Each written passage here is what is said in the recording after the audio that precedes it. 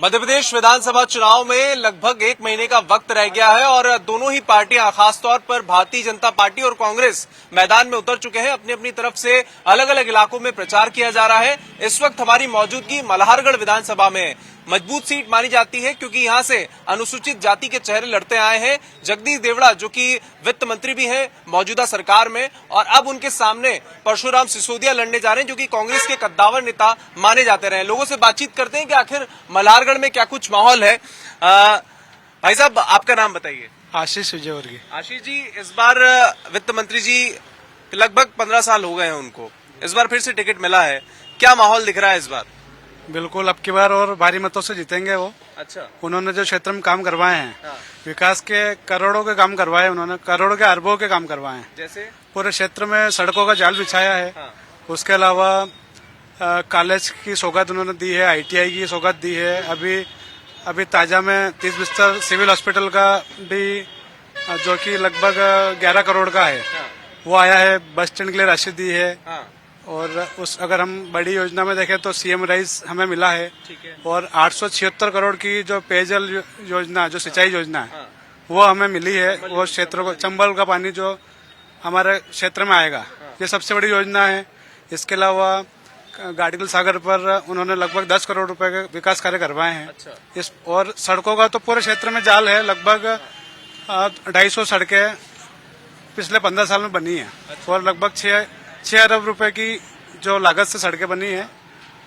तो ऐसे सैकड़ों काम जो हम गिना नहीं सकते, इतने काम करवाए हैं। नवीन मंडी बनाई है। अच्छा। पिपला में कॉलेज दिया है। हाँ। ऐसी अनेकों योजनाएं जो हमारे आदरणीय वित्त मंत्री जी ने दी है। और उनका हर चुनाव में ग्राफ बढ़ता है। इस बार उसी के साथ उनका डबल ग्राफ बढ़ेगा। डबल ग्राफ बढ़ेगा। भाई साहब, आपका नाम बताइए। धर्मेंद्र गहलोत। गहलोत जी, ईमानदारी से बताइए, यहाँ पर क्या क्या विकास कार्य हुए हैं? क्या युवाओं को रोजगार मिला है? महिला सुरक्षित है या उन लोगों को पैसा मिल रहा है लाडली बहना योजना का? लाडली बहना का पैसा मिल रहा है। जो इसके पात्र थी सबको मिल रहा है। अच्छा। 450 रुपए में सिलेंडर शुरू हो गया है। हाँ। अभी कुछ लोगों के खाते में पैसे आ भी गए हैं और योजना चालू है। ठीक है। किसान कल्याण के लिए मुख्यमंत्री जी द्वारा 6,000 प्रधानमंत्री सम्मान निधि के द्वारा 12,000 कुल मिला किसानों के खाते में आ रहे हैं। अच्छा। 15 साल पहले जब जगदीश देवड़ा जब यहाँ नहीं आए थे, तब मल्हारगढ़ की स्थिति एक छोटे ग्रामीण इलाके टाइप थी। कस्बा होते हुए भी ये पिछड़ा हुआ क्षेत्र था। 50 सालों से कांग्रेस ने केवल इस नगर की जनता को छला, अच्छा। झूठे वादे किए, झूठे आश्वासन दिए। और पेयजल के नाम पर 45 साल पहले तत्कालीन मुख्यमंत्री प्रकाश चंद्र सेठी ने तेहरा मगरे पे एक सीमेंट की टंकी बना करके घोषणा की थी कि यहाँ एक बड़ी टंकी बनेगी और मल्हारगढ़ और नारायणगढ़ दोनों नगरों की पेयजल व्यवस्था यहाँ से होगी। वो सीमेंट की टंकी आज भी आप देख सकते हैं। चरवाहे उस पर बैठ के अपने ढोल चलाते हैं। मल्हारगढ़ में कुछ नहीं था। अच्छा। 5 करोड़ का कायाकल्प के रूप में राशि मल्हारगढ़ नगर पंचायत को मिली, जिससे कि पूरे मल्हारगढ़ की सड़कें और नालियां साफ सुथरी हो गई और सुंदर हो गई है। ठीक है, तो विकास की गंगा बह रही है ऐसा भाजपा वाले कह रहे हैं। क्या वाकई में विकास की गंगा बह रही, विजयवर्गीय जी? ऐसा है, भारतीय जनता पार्टी की कथनी और करनी में जमीन आसमान का अंतर है। क्यों अंतर है? अभी हमारे वरिष्ठ जन कह रहे थे भारतीय जनता पार्टी के कि पेयजल की समस्या वर्षों से थी। शायद उन्हें ये नहीं पता कि पेयजल की समस्या का हल तत्कालीन मुख्यमंत्री दिग्विजय सिंह जी और उस समय के हमारे विधायक नंद किशोर जी पटेल ने जो काका गाडगिल बांध की सौगात जो मल्हारगढ़ को दी, उसी से मल्हारगढ़ और पिपलिया मंडी की पेयजल समस्या का निराकरण हुआ है।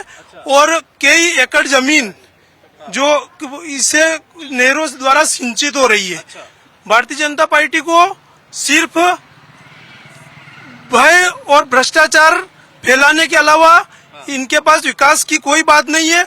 अगर ये पिछले 15 वर्षों से अगर विकास करते तो इन्हें आनन फानन में, जैसे अभी भाई साहब ने स्वयं बताया, अभी आशीष जी ने कहा है कि अभी हमारे विधायक महोदय ने बस स्टैंड का भूमि पूजन किया और अस्पताल का भूमि पूजन किया। तो पिछले 15 सालों से अगर ये विकास करते हैं तो इन्हें तात्कालीन अभी जो ये इनके स्वयं के शब्द है उनका उपयोग इन्हें नहीं करना पड़ता। ये कहते हैं कि हमने ये बनाया।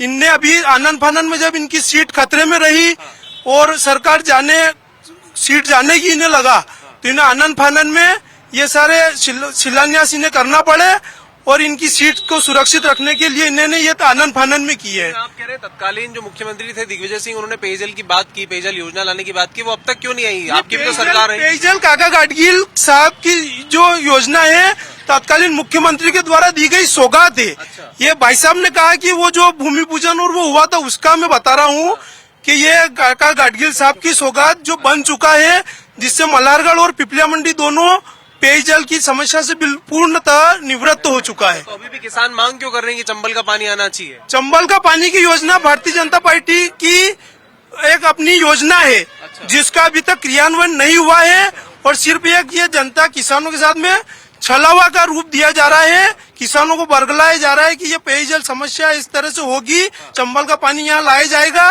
जो कि आज दिन तक इन्होंने उसमें कुछ भी नहीं किया है। अंकित जी कह रहे हैं कि चंबल का पानी लाया जाएगा, वादे भाजपा करती आई है, लेकिन अभी तक वो योजना आई नहीं है। और क्या यहाँ पे फूड प्रोसेसिंग यूनिट लाने की बात थी, वो आ गई है? नहीं आई। नहीं आई है। भाजपा की तरफ से अभी तक कोई विकास नहीं हुआ है। युवा जो उद्योग लाने की बात भाजपा ने करी थी, आज तक एक भी उद्योग नहीं आया। युवाओं को पलायन करने को मजबूर होना पड़ा है। अच्छा, कहाँ जा रहे हैं युवा पढ़ने के लिए, जॉब के लिए कहाँ जा रहे हैं? ये बाहर जाना पड़ रहा है। जैसे कौन से शहर जा रहे कई लोग नोएडा गुड़गांव की ओर जाना पड़ रहा है, कोई हैं? इंदौर वगैरह? इंदौर जाते हैं। क्षेत्र में कुछ भी विकास नहीं हुआ है, यहाँ पे इंडस्ट्रीज वगैरह कुछ नहीं लगा? कुछ नहीं लगाई है। अच्छा। खजाने की चाबी होने के बावजूद इंडस्ट्री के नाम पर शून्य है। अच्छा। और 18 साल से विधायक जी यहाँ के विधायक है, 15 साल से। अच्छा, कह रहे हैं कि उद्यम यहाँ पे लगाए नहीं गए हैं। क्या सच में यहाँ पे उद्यम नहीं है? और जो कारखाने खुलने थे वो नहीं खुले? नहीं खुले। क्यों, क्या कारण था कि नहीं खुले? ये तो अभी भाजपा की नीति है। कोई बेरोजगार पड़े हैं, बस सारे रोजगार। अच्छा। अभी तक कोई नया जो है उद्योग वगैरह कुछ भी नहीं लगे। आप लोगों के बाल बच्चों को भी बाहर जाना पड़ता हो? नहीं, बच्चे तो यहीं पढ़ रहे हैं अभी अच्छा। तो। जी नहीं तो ज्यादातर क्षेत्र का युवा कहाँ बाहर ही जा रहा है रोजगार हाँ, के लिए? रोजगार के लिए तो बाहर ही कर रहे हैं ना। अच्छा, कोटा इंदौर। आपका नाम बताइए भाई साहब। लियाकत में हो। लियाकत जी, बहुत सारे लोगों का कहना है कि युवा जो है, देश की सबसे ज्यादा आबादी जो है अब युवा आबादी है। मध्य प्रदेश में भी बहुत बड़ा वोट परसेंटेज है युवाओं का। अगर उन्हें बाहर जाना पड़ेगा, भर्तियां जो आ रही हैं उन पे नियुक्ति नहीं मिल रही, भी बंटवारी भर्ती आप देख लीजिए, तो ऐसे में युवा इस बार क्या माहौल बदल सकता है? बिल्कुल, युवा वर्ग के साथ जो छलावा हुआ पिछले 18 साल के अंदर, हर बार कोई भी वैकेंसी निकलती उसमें इतना भ्रष्टाचार फैला मध्य प्रदेश के अंदर, चाहे वो पटवारी परीक्षा हो, चाहे और कोई परीक्षा हो, वैकेंसी निकलती है, लाखों बेरोजगार है और मात्र 2%। क्या इससे बेरोजगारी दूर होगी? पिछले 18 साल में शिवराज सरकार ने युवाओं के लिए क्या किया? कुछ नहीं किया। और आप लोग भी तो कह रहे हैं कि 1500 रुपए हम लोग देंगे महिलाओं को। एक तरफ तो कांग्रेस ही कहती है कि मुफ्त के लॉलीपॉप, मुफ्त की रेवड़ियां जो है भाजपा बांट रही है। आप भी तो 1500 रुपए का दावा कर रहे हैं कि जब हम सत्ता में आएंगे देंगे। ऐसे कैसे आत्मनिर्भर बनाएंगे महिलाओं को? हमने तो वचन दिया है ना, हम तो देंगे। जो कांग्रेस जो करती है वो करके दिखाती है। ये भी तो फ्री का लॉलीपॉप हुआ ना? फ्री का लॉलीपॉप का आएगा। अगर हम किसी के लिए कुछ कर रहे हैं तो आप फ्री का लॉलीपॉप कैसे मान रहे फिर हो? आप भाजपा को भी तो यही कह रहे हैं कि आप फ्री का लॉलीपॉप दे रहे हैं। पिछले 18 साल में इनको अभी लाडली बहना वाली योजना अभी चुनाव आए तब याद आई। अच्छा। पिछले 18 साल से ये क्या कर रहे थे? अगर इनको बाकी लाडली बहना की इतनी फिक्र होती तो 5 वर्ष बाद ही ये चालू कर देते। 18 साल बाद इन्होंने ये योजना लागू करी तो ये लॉलीपॉप नहीं है तो क्या है? अच्छा, तो ये लॉलीपॉप की बात कर रहे हैं कि लॉलीपॉप जो है वो दिया जा रहा है। भाई साहब आपका नाम बताइए। दिनेश प्रजापति। प्रजापति जी कह रहे हैं कि युवाओं को बाहर जाना पड़ रहा है, इंदौर, नोएडा, गुड़गांव जाना पड़ रहा है, और साथ में जो महिलाएं हैं, आप लोग तो मुफ्त की रेवड़ियां बांटते हैं, हम लोग जो वचन देते हैं वो पूरा करके दिखाते हैं। तो ये दोनों में अंतर कहाँ है? नहीं, देखो, बात अगर वचन पत्र की है तो कांग्रेस यहाँ से शुरू करूंगा। पहले घोषणा पत्र होता था, फिर ये बाद में वचन पत्र कर दिया, क्योंकि इनको संकल्प पत्र आया, फिर वचन पत्र आ गया। इनको पता है कि लोगों को अपनी बात पे, कांग्रेस की बात पे भरोसा नहीं है। ये ना, ये घोषणा से शुरू होकर आज वचन पत्र तक आ गए हैं, क्योंकि पता है कि प्राण जाए पर वचन न जाए। और वही हुआ कि इनके प्राण चले गए, वचन तो पूरे नहीं हुए। जो कहा था कमलनाथ जी ने यहाँ के 2 लाख रुपए माफ होंगे, नहीं हुए। इसी कारण इनके खुद के विधायक इनको छोड़ के चले गए, और जिसके कारण सरकार बीच में गिर गई। और अगर इसी प्रकार की योजनाओं की अगर बात कर रहे हैं तो पड़ोस में कांग्रेस की सरकार है, राजस्थान में जाके पता कर ले, क्या वो रेवड़ियां नहीं बांट रहे हैं क्या? इस प्रकार से, जबकि शासन का काम है, सरकार हमारी आम जनता की हो रही है ना, टैक्स तो आम जनता को देना पड़ रहा है, चाहे दोनों पार्टियां मुफ्त का पैसा दे। पर सरकार का काम है कि आम अंतिम पंक्ति में जो व्यक्ति खड़ा है उसे लाभ कैसे पहुंचे, वह बराबर आगे आगे कैसे खड़ा हो, वो चिंता सरकार को करना चाहिए। और वो चिंता मध्य प्रदेश में शिवराज सिंह जी ने ने और केंद्र में नरेंद्र मोदी ने की है, चाहे प्रधानमंत्री आवास का मामला हो, चाहे लाडली लक्ष्मी का मामला हो, चाहे लाडली बहना का योजना का मामला हो। इंडस्ट्रीज कौन लगाएगा? इंडस्ट्रीज भी मध्य प्रदेश में बीजेपी ने लगाई है। मालवा क्षेत्र में? मालवा क्षेत्र में तो हर जगह तो लग नहीं सकती ना, रोजगार के क्षेत्र क्यों में नहीं लग सकती? मैं यही तो जानना चाह रहा हूँ। सिर्फ पीतमपुर इंदौर का एरिया है, वहीं पे क्यों लगाई जाती है? उसके लिए अनुकूल माहौल चाहिए। तो वो तो वित्त मंत्री लाएंगे ना प्रदेश के, और कौन बिल्कुल होना ही है ना। वो भी हम अभी पहड़ा, हमारे नजदीक में पहड़ा मगरा है जहाँ पे औद्योगिक क्षेत्र के लिए जमीन आवंटन हो चुकी है और आगे प्रोसेस में होना है। वो तो पहले हो जाना चाहिए था भाई साहब, अब क्यों प्रोसेस में हो रहा है जब चुनाव होने आ गए? नहीं, ये प्रोसेस शुरू से चल रही है, पर इसके अनुकूल परिस्थितियां नहीं थी पहले। अच्छा, इसके लिए क्या है कि जैसे जो उद्योगपतियों को उनको क्या संसाधन चाहिए, जहाँ पानी की व्यवस्था पूरी होना चाहिए और भौगोलिक परिस्थिति। चंबल का पानी क्यों नहीं लाया इतने साल से? नहीं, तो पहले यहाँ जो डैम है वहाँ से पानी की व्यवस्था पूरी हो रही थी। अच्छा। और उसके बाद जो जब जरूरत लगी तो उस हिसाब से अब चंबल का पानी भी लाया जा रहा है। अच्छा, जब उद्योगपति आए तब वो पानी बंद हो गया और आपने जब बात समय समय पर जो स्थिति अनुकूल लगती है उस हिसाब से लाना पड़ता है। जैसे आज बता रहे हैं कि मान लो बस स्टैंड वाली बात है, तो पहले भूमि नहीं थी बस स्टैंड के लिए, तो बस स्टैंड के लिए जो हमारा जो कन्या विद्यालय है, उच्च विद्यालय है, तो उसकी नई बिल्डिंग बनी है, तो वो जगह खाली हुई, तो वहाँ पे बस स्टैंड बनाया जा रहा है। उसी प्रकार पहले अस्पताल था, अस्पताल का उन्नयन किया गया, पर फिर लगा कि अब बड़ा और बड़ा चाहिए, तो उसके लिए फिर जो हमने नई जगह देखी, तो उस जगह के आधार पर फिर अस्पताल भी आया। उसी प्रकार जो आप बता रहे हैं कि चंबल का पानी भी अब जरूरत लगी तो अब आ रहा है। अच्छा भाई साहब, आपका नाम बताइए। आऊंगा आपकी बात में। मैं डॉक्टर योगेश कछावा। भाई साहब कह रहे हैं कि जब परिस्थिति अनुकूल लगी उस हिसाब से हम पानी लेके आए, उस हिसाब से उद्योगपति आए हैं। ऐसा क्यों हो गया? लेट लतीफ क्यों हो गया? 15 साल से तो सत्ता में थे लोग। देखिए, विकास एक निरंतर चलने वाली प्रक्रिया है। अच्छा, आप किसी कार्य को ऐसा नहीं कह सकते हैं कि इसको आज ही क्यों कर रहे हैं। अच्छा, पर 15 साल तो बहुत लंबा समय होता है। 3 टर्म खेल गए यहाँ से, तो 3 टर्म खेल गए हैं, तो उससे पहले जो प्राथमिकता के कार्य थे वो किए जा रहे थे। जैसे आप अधोसंरचना में देखो, आज आप मल्हारगढ़ की सड़कें देखो, मल्हारगढ़ के आसपास के ग्रामीण क्षेत्र की सड़कें देखो, जिला मुख्यालय को जोड़ने वाली सड़कें देखो, सभी प्रकार के जो अधोसंरचना के आम जनता के मूलभूत सुविधाओं के जो कार्य थे वो सरकार की प्राथमिकता में थे। उसी प्रकार से सरकार की जो प्राथमिक योजनाएं हैं, आपने अभी बताया कि लाडली बहना योजना अभी क्यों शुरू करी, इससे पहले लाडली लक्ष्मी योजना पहले से चल रही है। बच्चियों से कोविड में जो लोगों को पैसे की जरूरत थी तब आप दे देते 1500 रुपए। देखिए, कोविड एक संकट का समय था, वो ताली बजाने का समय नहीं था। मैं वही कह रहा हूँ कि संकट का समय था तब पैसे दे हाँ, मेरी बात सुनिए आप। कोविड काल जो था एक राष्ट्रीय आपदा थी, वो कोई किसी को सूचना देकर नहीं आया था। महामारी का समय था, संकट का समय था। उस समय नरेंद्र मोदी जी के नेतृत्व में पूरे देश ने इस संकट का सामना किया। कोरोना संकट चल रहा है, जो 1500 रुपए दिए जा रहे हैं, 1200-1250 रुपए दिए जा रहे हैं, जिसको 3000 रुपए किया जाएगा। जैसे अभी दिनेश जी ने बताया कि सरकार का लक्ष्य है अंतिम व्यक्ति तक पहुंचना। अच्छा, अंतिम व्यक्ति का हित कैसे हो, पंडित दीनदयाल जी का जो कथन है अंतिम व्यक्ति तक, ये सरकार, भारतीय जनता पार्टी की सरकार पंडित दीनदयाल जी के बताए हुए मार्ग पर चल रही है, अंतिम व्यक्ति का।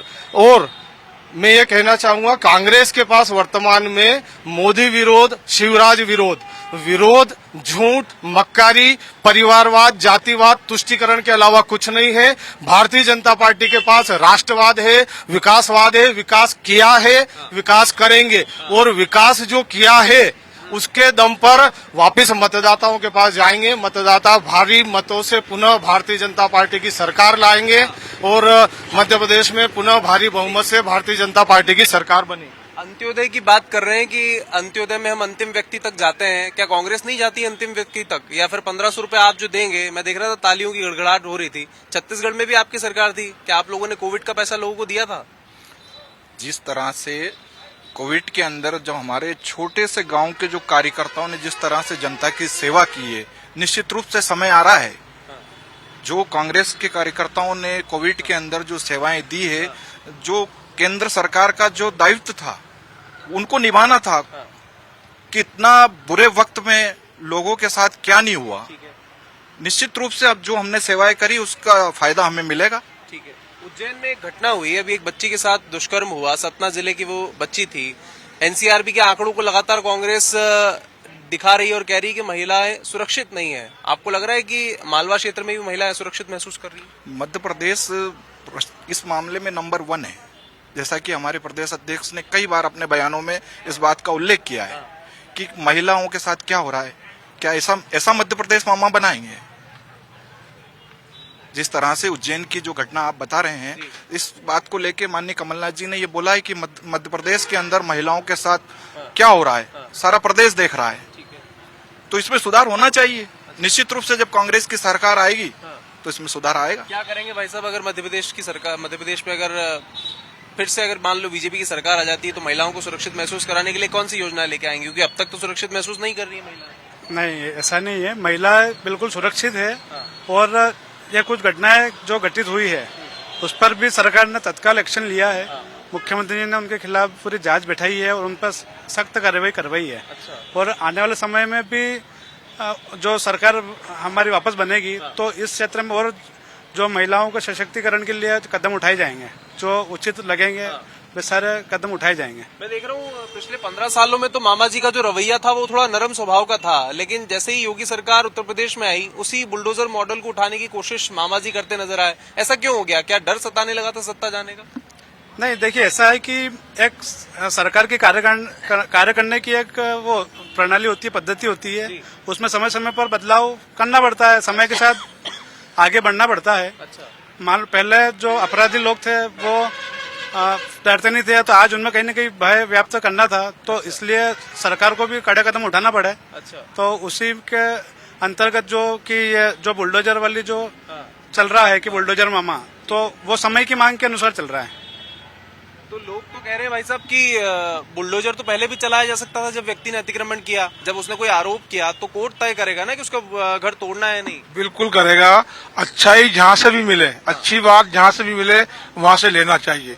योगी मॉडल यूपी में सफल रहा और उसी को हमारे शिवराज सिंह जी ने फॉलो किया, उसमें कोई बुराई नहीं। अपराधियों में डर का माहौल पैदा हुआ, अपराधी जो सरेआम अपराध करते थे वे अब उससे बचने लगे। ये बुलडोजर का ही परिणाम है कि आज जो है सुशासन स्थापित होने लगा है मध्य प्रदेश में।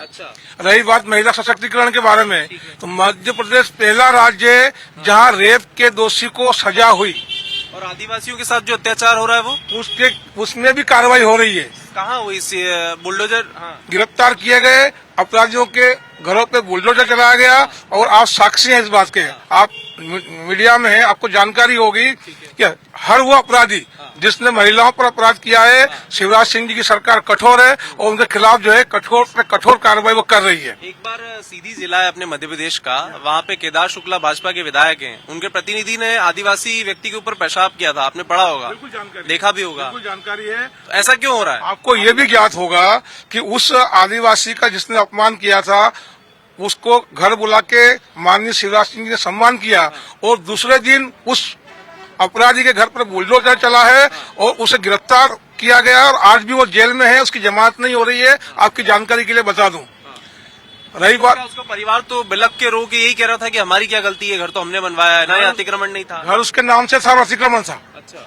और अगर अतिक्रमण नहीं होता तो कभी भी कानून किसी के साथ अन्याय नहीं करता।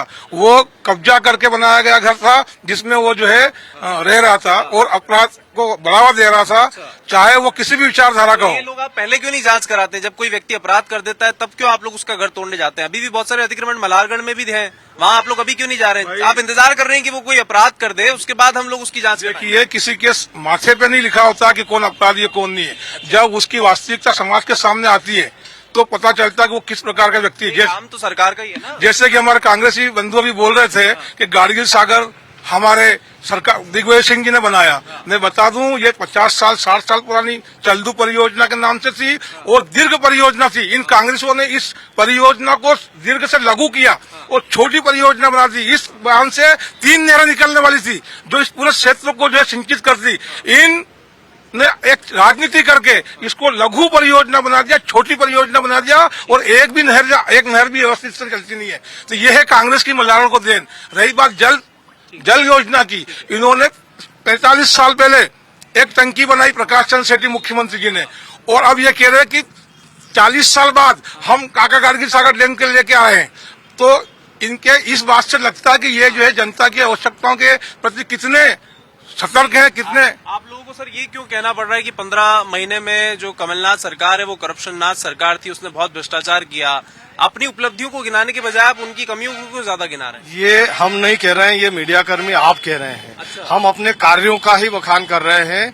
मल्हारगढ़ विधानसभा क्षेत्र में पूरे प्रदेश में माननीय वित्त मंत्री जी ने जितने विकास किए हैं, और यहाँ भोपाल में जो पोस्टर लगे हैं वो जो भाजपा ने लगवाए कि करप्शन नाथ ने इतना भ्रष्टाचार किया है, वो मीडिया ने तो नहीं लगवाया। हाँ ठीक है, आपने ये मुझसे प्रश्न किया, मैंने इसलिए बोला कि मीडिया कर्मी ये प्रश्न कर रहे हैं। अगर करप्शनाथ है तो है। उन्होंने 15 महीनों में भ्रष्टाचार, ट्रांसफर, पोस्टिंग के अलावा कोई कार्य नहीं किया। हम मल्हारगढ़ के अगर हम निवासी ये चीज बता सकते हैं कि उन 15 महीनों में मल्हारगढ़ में भी सारे विकास कार्य ठप हो चुके थे। 15 महीनों में केवल ट्रांसफर हो रहे थे, पोस्टिंग हो रही थी, ट्रांसफर रुकवाए जा रहे थे और भ्रष्टाचार किया जा रहा था, पैसा लेकर ये सारा चल रहा था। तो फिर अगर भोपाल में पोस्टर अगर उनके लिए करप्शन नाथ के लगे हैं तो निश्चित रूप से वो सही लगे हैं। भ्रष्टाचार हो रहा था तो फिर डंग साहब इधर क्यों आ गए धीरे से? अरे डंगे साहब विचारधारा से, भारतीय जनता पार्टी की विचारधारा से प्रभावित होकर आए हैं। एक तरफ भ्रष्टाचार हो रहा होता है और दूसरी तरफ ये कह रहे हैं कि वो हमारी विचारधारा से प्रभावित होकर कांग्रेस छोड़कर भाजपा में आ गए। क्या सच में विचारधारा इतना प्रभावित करती है या पैसे का खेल है? जिस तरह से हमारे मित्र जो 15 महीने के कार्यकाल के जो भ्रष्टाचार का आरोप लगाए हैं, मध्य प्रदेश के अंदर लाखों टीचर ऐसे हैं, हमने ऑनलाइन जहां उन्होंने ट्रांसफर मांगा वहां उनको ट्रांसफर मिला, उसमें कोई भ्रष्टाचार नहीं हुआ। आप स्वयं अपने चैनल के माध्यम से उन गुरुजनों से पूछ सकते हैं कि हमने 15 महीने के कार्यकाल के अंदर, मात्र 13 महीने के अंदर, और इन्होंने 18 साल में जो विकास कार्य किए हैं हमने 13 महीने के अंदर वो करके दिखाए। इनको कहीं न कहीं ये डर सताने लग गया था कि अगर कमलनाथ जी 5 साल रह गए तो अपना क्या होगा। अपना क्या होगा ये कह रहे हैं। 15 महीने में हमने कोई ट्रांसफर पोस्टिंग नहीं की ऐसा कह रहे हैं। क्या सच में ऐसा ही था या एक भी आप लोगों ने ट्रांसफर नहीं किया? ट्रांसफर जो स्वैच्छिक ऑनलाइन ट्रांसफर हुए हैं, जिन्होंने अपने स्वेच्छा से जहाँ मांगे हैं उन्हें वहाँ ट्रांसफर हुए हैं। और करप्शन नाथ की जो बात आई है, मैं आपको मीडिया के मार्फत ये बताना चाहता हूँ कि 15 वर्षों में ये कहना कुछ नहीं हुआ। 15 वर्षों में अतिवृष्टि हुई थी मल्हारगढ़ क्षेत्र में। उस टाइम कमलनाथ जी मुख्यमंत्री थे, उन्होंने बिना सर्वे के मुआवजे की घोषणा मल्हारगढ़ में की और मल्हारगढ़ तहसील कार्यालय से 1,65,00,000 का करप्शन माननीय श्री जगदीश जी देवड़ा के बैठे हुए कर्मचारी और उनके चहेतों के खातों में 1,65,00,000 डाला गया, जो कि ऑन रिकॉर्ड है। और उसकी जांच सरकार जाने के बाद में ये उसकी जांच कराकर उन संबंधित भ्रष्टाचार में जो लिप्त कर्मचारी थे उन्हें जेल की सलाखों के पीछे तक नहीं डाल सके। इससे ये स्पष्ट होता है कि करप्शन किसने किया और किसके क्षेत्र में हुआ और किसके शेय पे हुआ। मंदसौर क्षेत्र जो है, मंदसौर, नीमच, रतलाम की बात करें तो सोयाबीन के लिए सबसे ज्यादा माना जाता है कि सबसे ज्यादा अगर किसी चीज का उत्पाद यहाँ पर होता है तो सोयाबीन का होता है। कितना दाम मिल रहा है किसानों को यहाँ पर? अभी तो 3500-4000 की समथिंग चल रहा है जी। और पहले क्या था? पहले 5000, 5,500, 6,000 तक बिकती थी। अच्छा, यानी नुकसान में चल रहा है तो किसान। नुकसान कुछ नहीं। किसानों की आय दुगनी हुई है क्या? नहीं हुई ना साहब। अभी मुख्यमंत्री शिवराज सिंह चौहान ने जो घोषणा करी थी अभी कि हम किसानों को बीमा दे रहे हैं, क्या अभी बीमा मिल चुका है किसानों को? मुख्य फसल जो है सोयाबीन है। अगर मैं मंदसौर नीमच क्षेत्र की बात करूं, कह रहे 3500 रुपए मिल रहा है, पहले 5000 मिलता था। किसानों की आय दुगना करने की बात कही थी साल 2022 तक। पैसा बढ़ा है? सबसे बड़ी बात तो ये है कि जो कांग्रेस भाई बता रहे हैं कि 3500 रुपए, मैं पूछना चाहूंगा आज की तारीख में मंडी में चले जाएं, 3500 रुपए का अगर एक भी ढेर बिका हो तो आप जो कहे वो हम मानने को तैयार हैं। सोयाबीन के भाव आज भी 4500 से लगा के 5200-5300 रुपए तक सोयाबीन। जो बारिश आई थी मंडियों में, लहसुन बह गई थी, उसका नहीं, अब बारिश तो जो आई थी निश्चित रूप से वो जो तत्कालीन व्यवस्था ऊपर वाले की व्यवस्था है उसको हम चुनौती नहीं दे सकते। और वो तो आज हो या कल हो, जब भी होना, अगर बेमौसम अगर आएगी तो वो निश्चित रूप से उसके लिए जो नुकसान होना वो होना है। लेकिन जो किसानों की आय दुगना करने में सरकार ने जो काम किया है, आज 6,000 रुपए आज 2,000 रुपए की किस्त शिवराज सिंह जी दे रहे हैं और 6,000 रुपए नरेंद्र जी मोदी दे रहे हैं। इस प्रकार से ना 12,000 रुपए साल का किसानों के घर में एक्स्ट्रा अलग से सरकार के माध्यम तो खाद और बीज ही आ जाता है सिर्फ 500 रुपए महीना में अकाउंट पर। वो पहले तो कुछ भी नहीं था ना। जब कांग्रेस का शासनकाल 60 साल से था तब क्या था? उस समय कहाँ थी योजनाएं? उस समय चलाना थी ना इनको, अगर देना था तो। तो फिलहाल इस क्षेत्र में मंदसौर, नीमच, रतलाम का जो क्षेत्र है वहां पर लोग थोड़ा सा महिला सुरक्षा के मुद्दे को लेकर इस बार वोट देने जाएंगे। किसानों की आय दुगना होने की बात जो भारतीय जनता पार्टी ने की थी उसका यहां पर थोड़ा सा विरोध हो रहा है, क्योंकि आय उतनी नहीं बढ़ी है किसान की जितना वादा सरकार ने किया था। साथ में रोजगार एक बड़ा मुद्दा है जिसको लेकर यहाँ के युवा नाराज हैं। सारे क्षेत्र में, मालवा क्षेत्र में रोजगार के लिए जो अवसर पैदा करने की बात सरकार ने कही थी वो पूरा नहीं हो पाई है। रोजगार के लिए जो युवा है वो यहां से पलायन कर जा रहा है। तो इन मुद्दों को लेकर फिलहाल मिलीजुली प्रतिक्रियाएं कांग्रेस और भाजपा के जो समर्थक हैं उन लोगों से हमने सुनी और यहां के क्षेत्र का हाल जाना। फिलहाल देखना होगा कि 17 नवंबर को आखिर लोग किसको वोट देते हैं और 3 दिसंबर के दिन क्या परिणाम आता है। फिर जर्नलिस्ट शेरा सिंह मेहर के साथ वैभव Parmar, India daily live, मलारगढ़, Madhya Pradesh.